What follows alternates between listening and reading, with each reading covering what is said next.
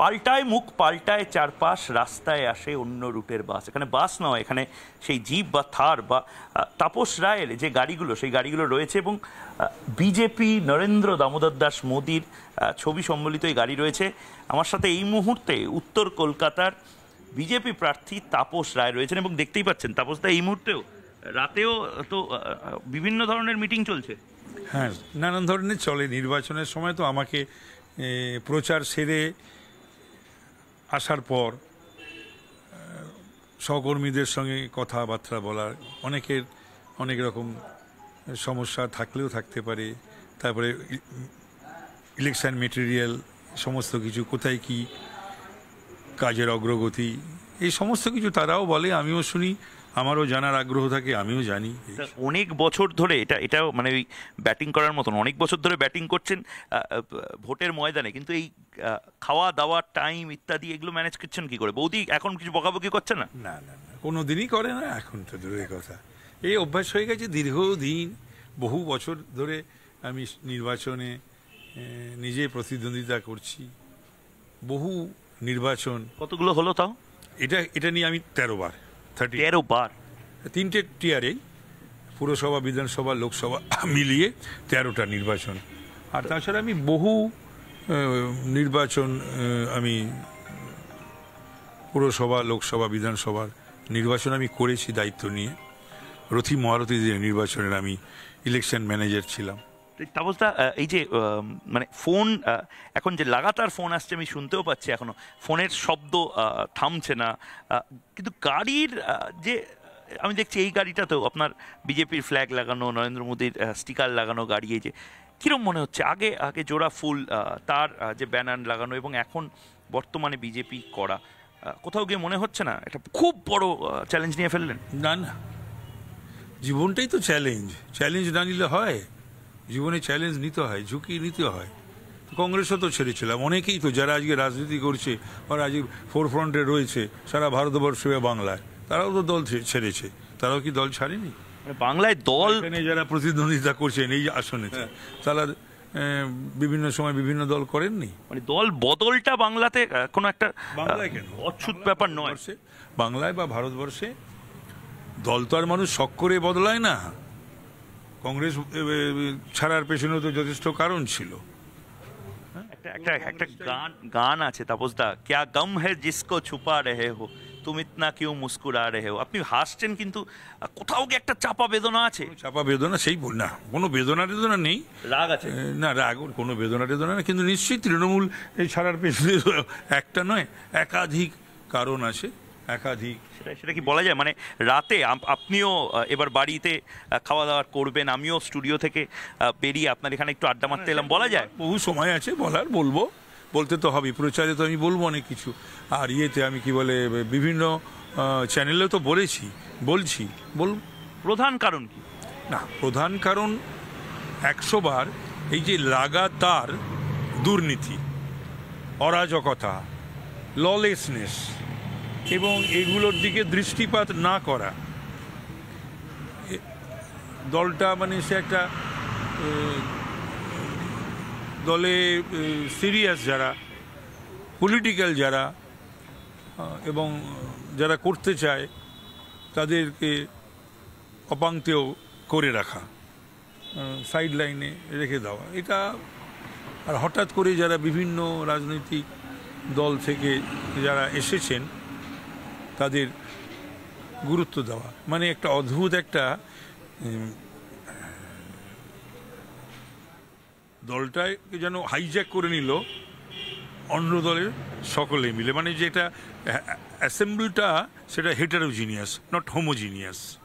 এখানে আপনার তো মানে আমি দেখতে পাচ্ছি এখনো, আমি যদি একবার অমিতকে বলি, মানে এটা একেবারে সেই উত্তর কলকাতার ট্রাম লাইন, একদিকে ভগিনী নিবেদিতার মূর্তি এবং কিছুটা এগিয়ে ফিরিঙ্গি কালীবাড়ি, বিবি গাঙ্গুলি স্ট্রিট, 105 বিবি গাঙ্গুলি স্ট্রিটে সেই হলুদ ট্যাক্সি আসছে পাশ দিয়ে।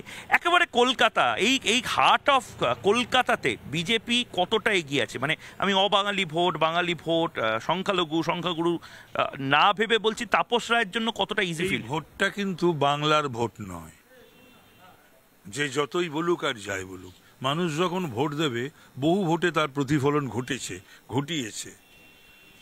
পুরসভার ভোটের একটা প্রেক্ষিত, বিধানসভা ভোটের একটা, এটা লোকসভার ভোট, দেশের ভোট। বাংলার কেউ প্রধানমন্ত্রী হবে না। আর ভারতবর্ষের আসমুদ্র হিমাচল কোনো রাজনৈতিক দল, কোনো নেত্রী বা নেতা এটা অস্বীকার করতে পারছেন না যে ভারতীয় জনতা পার্টি আবার ক্ষমতায় আসছে না, বা নরেন্দ্র দামোদর দাস মোদিজি তৃতীয়বারের জন্য শপথ নিতে যাচ্ছেন না। তো সুতরাং এটা তো ঠিকই আছে। সুতরাং এটা ভারতবর্ষের, এটা বাংলার কোনো বিষয় নয়।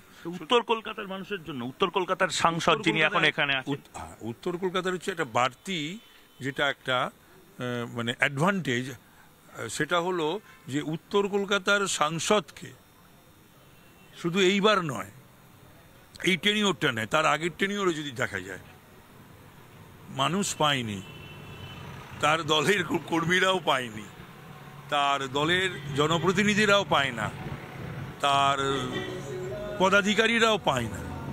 শুধু তাই নয়, উনি যখন বেরিয়ে বলবেন, যদি সেরকম কোনো মানুষ, সাধারণ মানুষ হতে পারে, দলেরও মানুষ হতে পারে, উনি যখন এসে বলবেন তো জাহ্নবী যমুনা বিগলিত করুণা হবে, তো ওই ইয়ে নিয়ে, বাংলা নিয়ে বা উত্তর কলকাতা নিয়ে, তখন যদি ওনাকে বলা হয় এমপিলারের টাকা পুরো খরচা করেনি কেন, দুবারই, মানে 14 থেকে 19, 19 থেকে 22, এ তো খুঁজলেই মানুষ পাবে।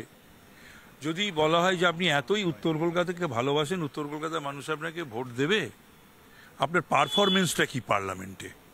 আপনি এই মানুষদের জন্য আপনি পারফরমেন্স করবেন, এই যে সাধারণ মানুষ, আমি সবসময় আমি করে থাকি, তো আমি করি। আমি যখন পুরসভায় ছিলাম আমার পারফরমেন্স ছিলাম, আমি যখন বিধানসভায় ছিল আমার পারফরমেন্স ছিল, আমি লোকসভায় যদি উত্তর কলকাতার মানুষ আমাকে আশীর্বাদ করে পাঠায়, আমি পারফর্ম করব।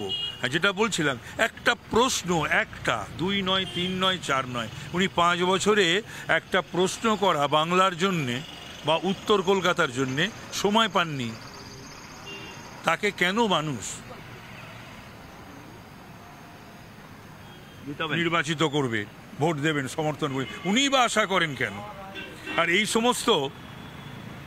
সমস্ত